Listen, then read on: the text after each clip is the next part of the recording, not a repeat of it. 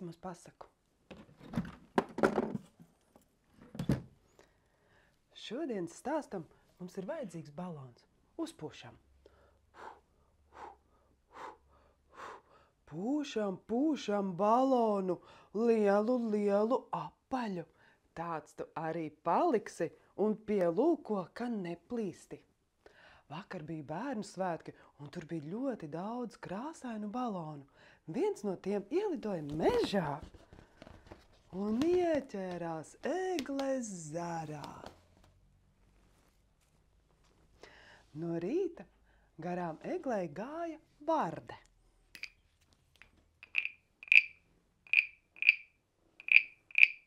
Ievēroja balonu un nodomāja, kāds milzīgs kurkulis. No tā drīz vien izšķilsies lielais krupis un gribēs dzīvot manā dīķī. Arī Tītars bija devies pastaigā. Apstājās pie lielā balona un Varde saka: paskaties, Tītar, kāds liels kurkulis.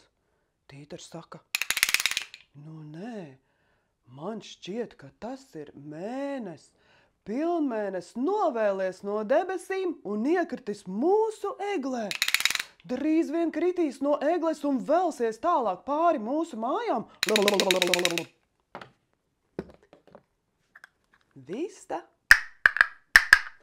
ko, arī nonākus pie egles, un Varde saka: paskaties, Vista, kāds liels kurkulis. Tītars saka: nē, tas ir pilnmēnes iekrits mūsu eglē. Vista paskatās: ko jūs? Tas tak skaidri redzams, tā ir lielā vanaga ola, kas tūlīt izšķilsies, un padomā, cik liels būs tas vanags. Man ar maziem cālēniem ir jāmeklē vieta, kur noslēpties. Turpat netālu to visu noklausījās muša zane. Bzz, bzz, visu sarunu dzirdēdam, smējās vēderu, kur turēdam. Bzz, bzz, bzz, hei, bailuļi, tas tak ir balons. Nu, kas tad to būtu domājis, ka var tā nobīties no balona? Te pēkšņi vējš sacēlās, sakustināja balonu, un balons aizķērās aiz asās egles adatas.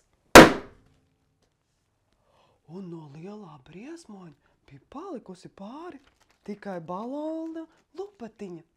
Un visi apkārtējie saprata, ka vairs jau nav no kā baidīties. Un arī man tā ir bijis, ka sākumā liekas, ka no kaut kā ir ļoti bail, bet paiet laiks un izrādās, ka tas ir tikai nieks.